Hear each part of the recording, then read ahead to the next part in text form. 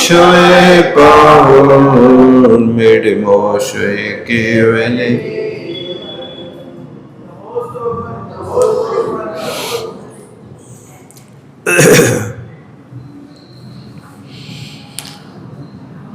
यहाँ पर 8 प्रकार से निरपराध होने का उल्लेख किया जा रहा है। उसमें जयसेन महाराज ने बहुत संक्षिप्त और सार गर्भित परिभाषाएं यहाँ उपस्थित किए हैं। अमृतचंद स्वामी ने भी लिखा है, किंतु जितना सरलता से इन दंडान्वय के माध्यम से समझ में आ जाता हो, उतनी सरलता से हर श्रोता अमृतचंद स्वामी की लेखनी को शायद नहीं समझ पाता होगा। इतनी छोटी छोटी सी परिभाषाएं देकर के इस बात को हृदय में उतारना, ये भी एक बहुत अच्छी शैली कहलाती है। प्रतिक्रमण किसे कहते हैं? कृत दोष निराकरणम प्रतिक्रमण। दोष हो गया, जान करके हुआ कि अनजान से हुआ कि परिस्थिति से हुआ, बस अपराध बोध हो जाना और उस अपराध के विषय में अंतरंग से ऐसा अनुभव होना, अंतो डज्जम में, हे परमात्मा, मैं भीतर भीतर ऐसा चल रहा हूं, ऐसा चल रहा हूं कि जैसे कोई दावण नल की आग में जलता। इन शब्दों को बोलकर के प्रतिक्रमण किया जाता। अकेले शब्द नहीं, हृदय भी उसमें उद्वेलित होना चाहिए। जब अंदर से ऐसी पीड़ा होती है तो आंखों से आंसू आते हैं, गला रुंध जाता है। इसी का नाम पश्चाताप होता है। इस तरह से प्रतिक्रमण यदि किया जाए तो जितने भी आपने दिन भर में दोष किए हैं, उन दोषों से बंधे हुए जो कर्म हैं, उन कर्मों के बंधन ऐसे ढीले पड़ जाते हैं जैसे वन शिखंडनी, जैसे मयूर की आवाज को सुनकर के चंदन के वृक्ष में लिपटे हुए बड़े बड़े भुजंगमों का समूह उस मयूर की आवाज को सुनकर के उसके बंधन ढीले हो जाते हैं, चंदन को छोड़ के भाग जाते हैं। इस तरह से कर्मों के बंधन भी इसी तरह ढीले हो जाते हैं यदि हम सच्चे हृदय से अपराध का बोध करते हैं। इसका नाम प्रतिक्रमण है। और प्रतिक्रमण आचार्यों ने मूल गुणों में भी रखा है और उत्तर गुणों में भी रखा। मुनि महाराज के 28 मूल गुणों में 6 आवश्यक भी होते हैं। उन 6 आवश्यकों में एक प्रतिक्रमण भी आवश्यक है। ये मूल गुण है और उत्तर गुणों का पालन करते हैं तो उत्तर गुणों का पालन करते हुए आभ्यंतर तपों के भीतर एक प्रायश्चित्त नाम का तप है। उस प्रायश्चित्त नाम के तप को 9 तरीके से तपा जाता है। उन 9 तरीकों को आचार्य भगवान उमा स्वामी महाराज ने तत्वार्थ सूत्र में कहा। आलोचना, प्रतिक्रमण, तदुभय आदि आदि ये 9 भेद लिखे। ये आलोचना प्रतिक्रमण और आलोचना प्रतिक्रमण करना ये सब अंतरंग तप के अंतर्गत आने वाली साधना है। ऐसा प्रतिक्रमण मूल गुण का भी पालन कराता है और उत्तर गुणों का भी पालन कराता है। ऐसा निर्दोष रीति से जो करता है और फिर उसके बाद प्रतिसरण है, यानी धर्म का उपदेश निस्वार्थ वृत्ति से भव्य आत्माओं को संयुक्तवादी गुणों के लिए बार बार प्रेरणा करो। आप लोगों की संतान यदि कुछ नहीं करती है तो बार बार प्रेरणा करते हो, कुछ तो करो, व्यापार करो, नौकरी करो। कुछ नहीं होता तो घर में रह करके कोई इधर उधर के काम करो। कम से कम 2 पैसा कमाना तो सीख जाओ, अपना खर्च चलाना सीख जाओ। आप जैसे लौकिक व्यापार के लिए बार बार बच्चों को प्रेरणा करते हैं, बार बार उनको कहते हैं कि तुम अपनी दुकान चलाओ, सबके साथ नहीं करो, तुम अलग करो, तुम अलग करो, तुम्हारी कमाई पता चले कि तूने ये कमाया है। इस संसार में उलझाने वाले उपदेश तो हर व्यक्ति दे देता है, लेकिन संसार से सुलझने का उपदेश नहीं देते कि भैया थोड़ा मंदिर जाओ, तत्व अभ्यास करो, त्याग की प्रवृत्ति करो, आत्मा को सुखी बनाने का उपाय करो, जीवों पे अनुकंपा करो, दुखियों के दुखों को बटाने का प्रयास करो, परोपकार की भावना रखो।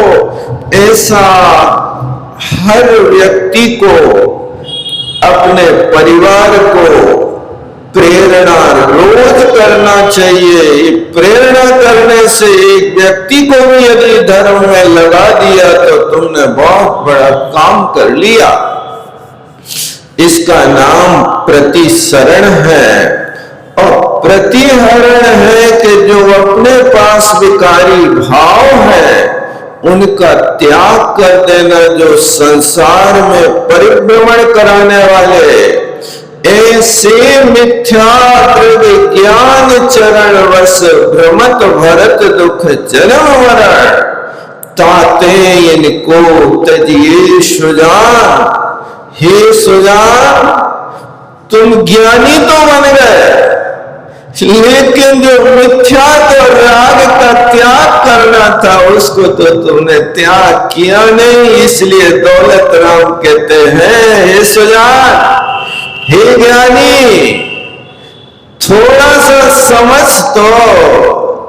ऐसे मिथ्या ज्ञान चरण, जो मिथ्या दर्शन, मिथ्या ज्ञान, मिथ्या चारित्र है, इस संसार के परिभ्रमण के कारण है, इनका त्याग करो क्योंकि ये बहुत जटिल है। सुन, संक्षेप में सुन ले, ज्यादा यदि विस्तार नहीं सुनना चाहता है तो कहते सुन, इस ओर तो थोड़े कान कर, इस ओर तो थोड़ा ध्यान दे, इसलिए अपनी ओर आकर्षित करते। सुन तो तू सुनते ही नहीं, बस तेरे को तो मिथ्या दर्शन ज्ञान की आदत पड़ी है। उस आदत को छोड़, यहां सुन, कहे सीख गुरु करुणाधार। करुणा करके गुरु सुना रहे हैं, लेकिन फिर भी वहां जाकर के वो ऊँघ रहा है, आलसी बना हुआ है। ये आलसी व्यक्ति जो होता है वो धर्म से बाहर होता है। इसलिए आलसी के लिए कहा कि तुम आल टाइम के लिए इस आलस से छुट्टी पाओ। जब तक ये आलस है तब तक तुम्हारे लिए ये बहुत बड़ा शत्रुता का काम कर रहा है। इसलिए कहा कि ये रागादि और मिथ्यात्व आदि के परिणाम संसार परिभ्रमण के कारण है। सुन तो, यदि संसार के दुखों से बचना है तो इनका त्याग कर दो। बहुत ठंड लग रही है, ठंड लग रही, सुखी हो तो दुखी हो, बार बार चिल्ला रहे हो, कपड़ों पे कपड़े लादते जा रहे हो, शरीर में श्वास लेने की शक्ति नहीं बच रही, दम घुट रही है, फिर भी 10-10 किलो की पल्लियां हल्की पड़ रही हैं। ये क्या है? इसको दुख नहीं मान रहे, ये सुख का कारण मानता है। कैसी भी ठंड हो जाए, हम तो एक और कंबल बढ़ा ले, एक और कंबल बढ़ा ले। वो कंबल कह रहा है, हे बेटा, कम बल वाले ही कंबल लेते हैं, जिनका बल नहीं है उनको कंबल चाहिए है। यहाँ तो और ओढ़ते धृति कंबल है, ये सादे पर ओढ़ने वाले हैं तो कंबल तो ओढ़ते हैं, लेकिन वे धैर्य रूपी कंबल ओढ़ते हैं और तुम गाड़र के बालों को अपने तन पे डाल के अपनी ठंड मिटाते हो। इसलिए रागादि दोषों का निवारण करना, इसका नाम परिहरण है। अब चौथे नंबर पर धारणा आती है। पहला प्रतिक्रमण, दूसरा परिसरण और तीसरा परिहरण। देखो यहाँ पर प्रति उपसर्ग जुड़ा है। प्रतिक्रमण में भी क्रमोपाद विक्षेपे धातु से लुट प्रत्यय करके प्रतिक्रमण बना है, और प्रतिसरण श्रीगत धातु से प्रति उपसर्ग पूर्वक प्रतिसरण बना है, और हिरिहरणे धातु से प्रति उपसर्ग पूर्वक प्रतिहरण बना है। इनके साथ में प्रति शब्द जोड़ करके कहा। अब कहते जब लौट आए आप अपनी ओर तो धारणा बनाओ। धारणा क्या है? धारणा वर्णी कर्म का क्षयोपशम अच्छा मजबूत बनाओ कि आपके मति ज्ञानावरण कर्म का क्षयोपशम समाप्त हो जाए। और यहाँ पर धारणावरण मति ज्ञानावरण कर्म का क्षयोपशम इतना खरतर हो जाए कि जिनेंद्र भगवान की वाणी का एक अक्षर भी तुम्हारे कर्ण इंद्री में पड़े, हृदय में पड़े, और उसको ऐसा हृदय में धारण कर दो जैसे मिट्टी पे पानी की बूंद पड़ती है तो मिट्टी पर पड़ी हुई पानी की बूंद भाग नहीं सकती है, वो मिट्टी पूरा का पूरा पानी सोख लेती है। लेकिन पत्थर पर पड़ी पानी की बूंद या टीन के ऊपर पड़ी पानी की बूंद, वो एक कण भी अपने भीतर नहीं लेता है, पूरा का पूरा पानी बहा देता है।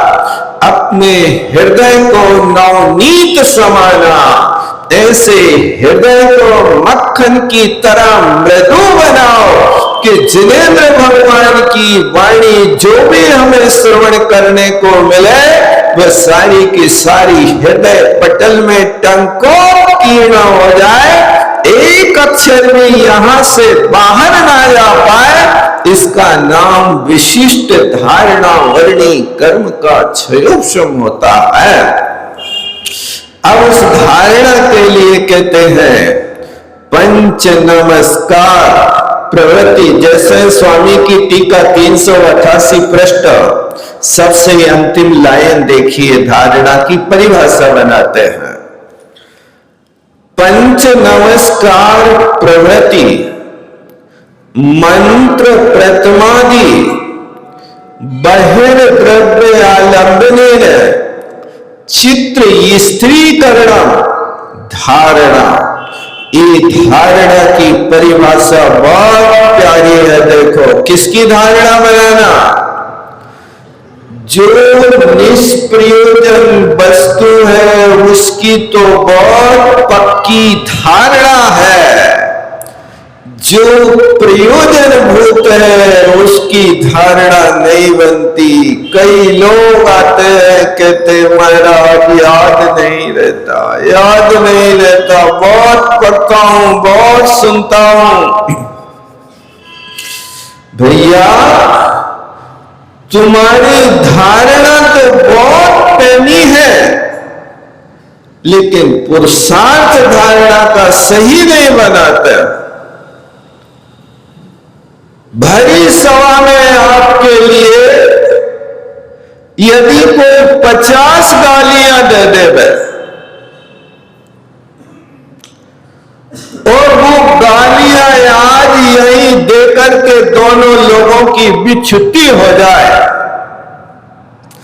और 1 साल बाद मिले और पूछे कि भाई साहब इनने आपसे क्या क्या कहा था बताओ आप।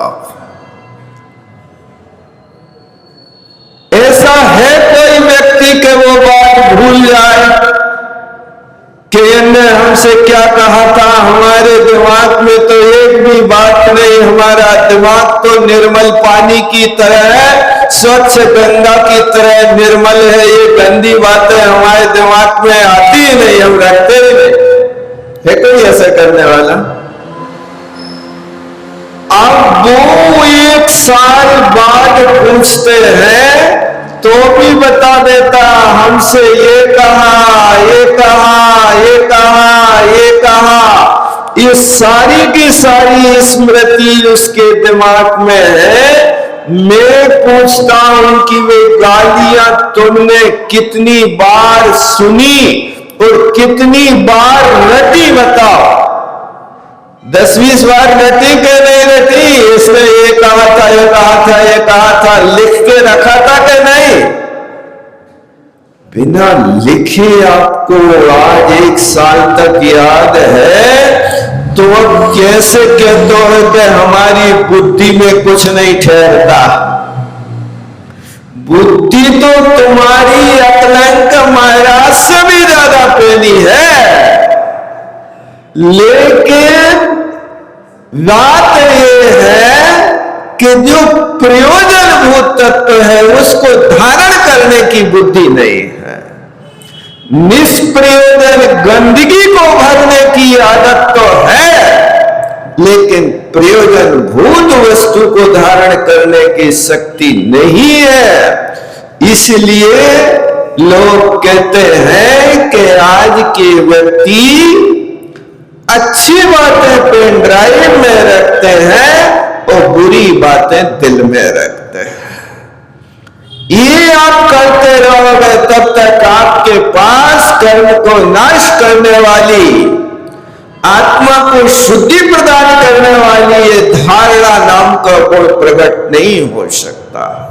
धारणा करना तो देखो क्या लिख रहे हैं, पंच नमस्कार प्रभृति।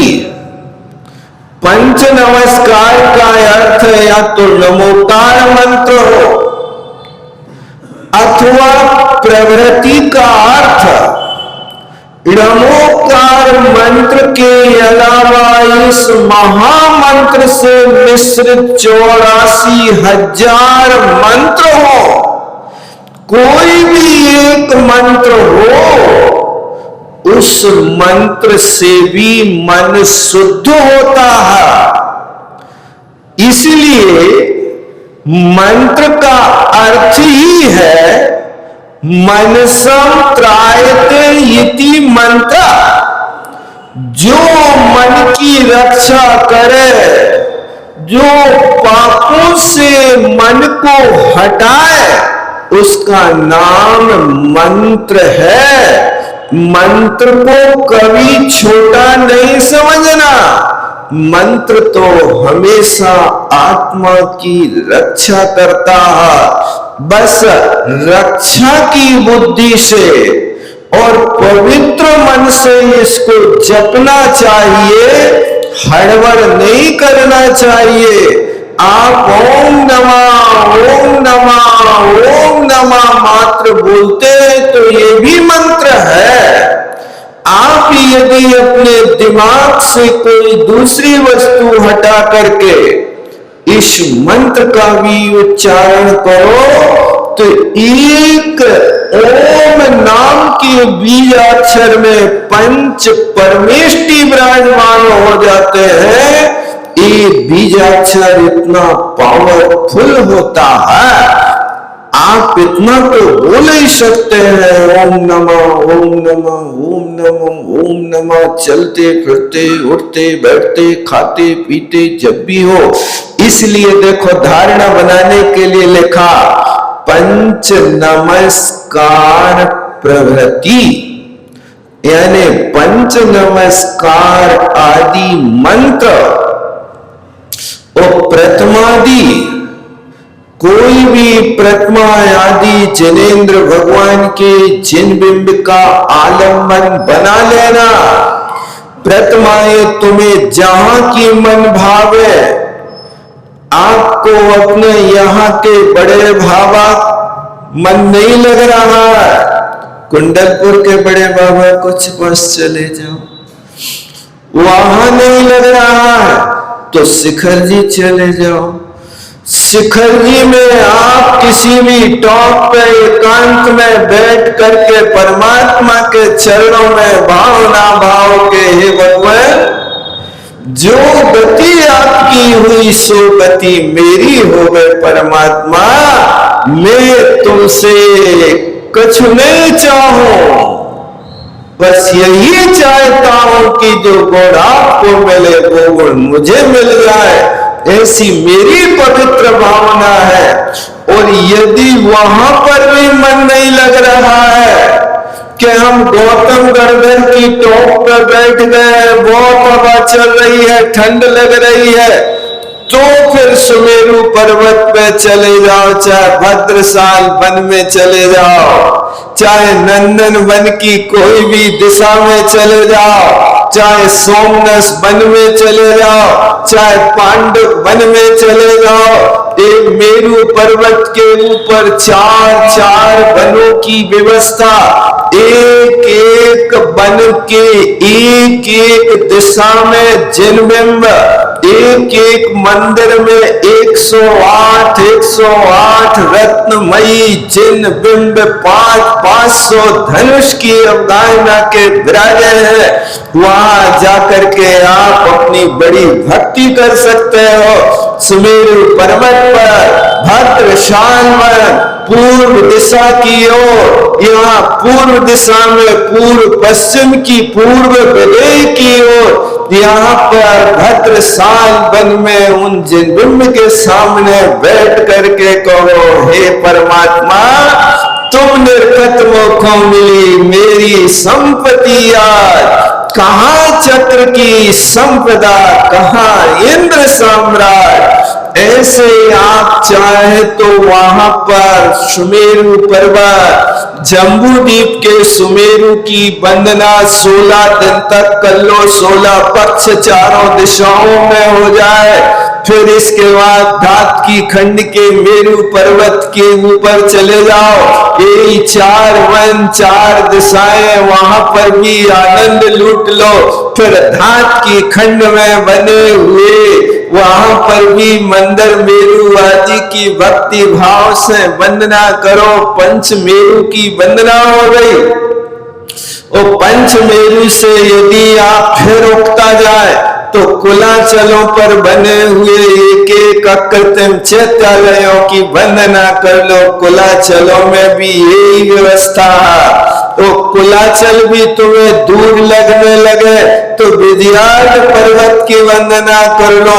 एक विजयाद पर्वत यहाँ पर अपने एक एक क्षेत्र में एक एक विजयाद पर्वत, 170 नगरियां हैं। उन 170 नगरियों में 170 विजयाद पर्वत हैं। वहां विजयाद पर्वत के सिद्धायतन कूट पर जाकर के वहां की बढ़िया विद्याधरों की नगरियों का, विद्याधरों के मंदिरों की वंदना करते हुए वहां आप विजयाद पर्वत पर सिद्धायतन कूट की वंदना कर लो।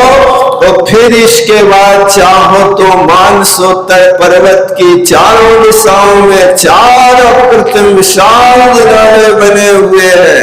और इसके आगे जाओ तो शरीर से नहीं जा सकते तो मन से बढ़िया 8वें द्वीप में नंदीश्वर द्वीप की चारों दिशाओं में एक एक दिशाओं में 13 पर्वत, 1 अंजनगिरी, 4 दधिमुख, 8 रतिकर। और ये सब पर्वतों के ऊपर विशाल जिनबिंब है। अंजनगिरी पर्वत 84,000 योजन ऊंचा, काला काला पर्वत, वहां चढ़ करके आप जाओ अपने मन से और वहां के जिनबिंबों की वंदना करो। एक एक यहाँ अंजनगिरी, दधिमुख, रतिकर की वंदना एक एक पक्ष इसी में लगा दो। और फिर इसके बाद 52 पर्वत 4 दिशाओं के 52 दिन तक की तुम्हारी वंदना बहुत बढ़िया सानंद कुशलता से हो जाएगी। करने की कोशिश करो। ये चित्त स्त्री करणार्थम, जब 8वें द्वीप की वंदना हो जाए, आगे रुचकगिरी है, वहां पर भी 4 अकृत्रिम चैत्यालय है। उसके आगे और एक कुंडलगिरी नाम का अंतिम 13 नंबर का द्वीप है, उस पे जाकर के वंदना करो। ये मध्य लोक में 458 अकृत्रिम चैत्यालय है। उन 458 अकृत्रिम चैत्यालय की वंदना रोज सुबह शाम 3 टाइम करो, मन लगा करके। शरीर से नहीं जा सकते तो मन से जाने में तो कोई देर नहीं लगती, मन से कोई थकान नहीं होती है, आनंद का अनुभव करो। मैं तो साक्षात भगवान के चरणों में आ गया। कल्पना करो कि 500 धनुष की कितनी ऊंची होगी। अब एक बार देख लो कि जब 57 फुट की प्रतिमा को देखने में टोपी गिर जाती है तो बे 500 धनुष के क्या होते होंगे तुम्हारी टोपी। अब कितनी लगाते जाओ, तुम्हारी नजर पहुंचने वाली नहीं है, लेकिन मन से तो हम वहां नजरों के सामने खड़े हो सकते हैं। इसका नाम धारणा है। इसी के माध्यम से आत्मा की शुद्धि होती है। क्या रखा है वहां चले भी जाए तो क्या लाभ है, ये अभक्ति की निशानी है। क्या लाभ है? लाभ तो इतना है कि आप उस लाभ के विषय में कह रहे हो, तुम साक्षात लाभ की बात करते हो, लेकिन भगवान देखो क्या लिख रहे हैं, ये समय सार में लिख रहे हैं, मंत्र जपने की बात कर रहे हैं, प्रतिमा के सामने बैठ करके चित्त को स्थिर करने की बात कह रहे हैं। ये समय सार के बाहर की बात नहीं है। समय सार में मोक्षाधिकार में कहा जा रहा है, ये अच्छी तरह से देख लो। ये तो संक्षिप्त परिभाषा में जैसे स्वामी की बता रहा हूं, अमृतचंद स्वामी को भी अभी पढ़ेंगे, वे भी यही कहेंगे। उनका सार निकाल करके यहाँ पर जैसे महाराज ने रखा है। कहाँ लिखा है कि पंच नमस्कार मंत्र के जपने से हमारी द्रव्य कैसे शुद्ध होगी? यही लिख रहे हैं आचार्य महाराज अमृतचंद स्वामी के प्रतिक्रमणा दीना एव निरपराधो भवती आत्मा। ये स्पष्ट लिखा है इतने बड़े अक्षरों में। इन क्रियाओं से, इन 8 क्रियाओं से आत्मा शुद्ध होती है। प्रश्न किया था 389 नंबर के पृष्ठ पे अमृतचंद स्वामी ने पहली लाइन में, ननु के मन शुद्ध आत्मा उपासन प्रयास ने। बताओ तो भगवान के हमारी शुद्ध आत्मा की उपासना कैसे होगी? तो शुद्ध आत्मा की उपासना करने के लिए कहा, कर प्रतिक्रमण, कर प्रतिश्रवण, कर प्रतिहरण, कर धारणा बना। कैसे धारणा बना है? ये धारणा ऐसे बनाओ, पंच नमस्कार मंत्र को सच्चे दिल से पढ़ो, कर्म कालिमा नष्ट हो जाएगी। भगवान के सामने आप जाकर के अपने चित्त को स्थिर करो। वो वहां पढ़ते तो हो लेकिन मानते नहीं हो। क्या भाव लिखा है, पावन पानी हो गए तुम परसते, पावन नैना हो गए तुम दरसते, पावन रसना हुई प्रभु गुण गान से, पावन मन हो गयो तुम्हारे ध्यान से। ये क्या शब्द लिखे हैं, इन पर श्रद्धा क्यों नहीं बनती है? जिस व्यक्ति को भगवान में पाषाण दिखाई देता है, वो व्यक्ति अभी बहुत दूर है, बहुत दूर है धर्म से। हम तो यहाँ कह रहे, मानो साक्षात नहन कियो, मानो साक्षात स्पर्शन कियो। ऐसा लिखा है, मैंने साक्षात भगवान के गुणों को पा लिया, और आप कह रहे पाषाण है। इसलिए उस रागी व्यक्ति को वीतरागता में भी राग दिखाई देता है, और वीतरागी को रागी के पास भी वीतरागता दृष्टिगोचर होती है। आप कौन सी आंख से देख रहे हो, वो विषय आपका है। इसलिए इसमें अश्रद्धा नहीं बनाओ। एक पंक्ति नोट करके रखो, पंच नमस्कार प्रभृति, कोई भी मंत्र हो रटते रहो, जिसमें तुम्हारा मन लगे उसको रटते रहो। और यदि तुम्हारा गीत संगीत में मन लगता है तो तुम गीत बना सकते हो, मंत्र को भी गीत बना सकते हो, और उस तरीके से गा सकते हो लय के साथ। ओम नमः ओम नमः ओम नमः, ओम नमः ओम नमः ओम नमः दो, ओम नमः ओम नमः ओम नमः तीन, ओम नमः ओम नमः ओम नमः चार। ऐसा भी तो पढ़ सकते हो आपको। और गीत संगीत तो तब तुम्हारे हाथ में है, बढ़िया तालियां बजाओ। नहीं बजा सकते? यही तो है, आपको जितना उत्साह है, सब कुछ फंक्शन तुम्हारे शरीर में बनाए हैं, तुम जो चाहो वो कर सकते हो। यही तो तुम्हारे साथ भक्ति का अवसर है। अलग से वीणा लेने की बात नहीं, अलग से बांसुरी लेने की बात नहीं, ये सब व्यवस्था तुम्हारे पास है, बस करने के लिए बुद्धि अपनी हो जाए। ये पंक्ति बहुत प्यारी है। ये व्यवहार सूत्र में कहा है तुम व्यवहार की क्रिया को भी पालन करो, मोक्ष के अधिकारी हो। ये 8वां अधिकार मोक्ष अधिकार पढ़ रहे हैं। अब मोक्ष अधिकार में ही कह रहे हैं कि देखो पंच नमस्कार प्रवृत्ति मंत्र और प्रथमा आदि बहिर्द्रव्य अवलंबनी ने इस बाहरी द्रव्य का भी तुम अवलंबन ले सकते हो जब तक तुम स्वावलंबी नहीं बन रहे हो। जब तक आप अपनी आत्मा में पूर्ण रूप से नहीं टिक पा रहे हो तब तक आप पर द्रव्य का आलंबन ले लो, उसके माध्यम से चित्त को स्थिर करने का पुरुषार्थ कर लो। तो जब पूरी आपके लिए सफलता मिल जाए तो उस सफलता के साथ में अपना कार्य प्रारंभ कर लो। आप लिखते हैं तो पहले रफ में लिखते हैं, फिर फेयर करते हैं। सीधा फेयर में तो नहीं कर देते ना, क्यों?